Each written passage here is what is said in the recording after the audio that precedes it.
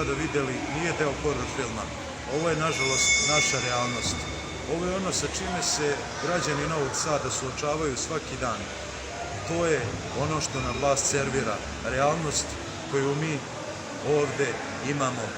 Kao što vidite, prodavnice su prazne, najveći kulturni centar je prazan.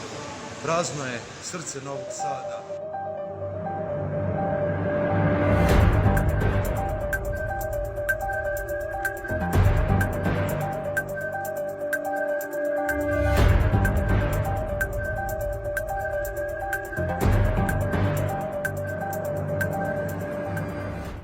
Pune su zapravo ove kofe koje možete ovdje vidjeti vode, odakle možemo vidjeti da gore prokišnjava se vreme. Umjesto da vlast finansira domaću privredu, umjesto da ulaže u svoj narod, umjesto da ulaže novac u građane koji su tu za nju, koji će se boriti za ovu zemlju, ona taj novac daje strancima i tu je uvek za njih, gde će oni čerupati našu zemlju, uzimati ono što nam pripada i nama ostavljati ove nemile scene, ove pune kofe vode, ove prazne prodavnice i ovaj mračan Spens koji treba da bude pun dečje igre, pun kulturnih događaja, manifestacija i pun ljudi koji će sa zadovoljstvom ulaziti u njega svaki dan.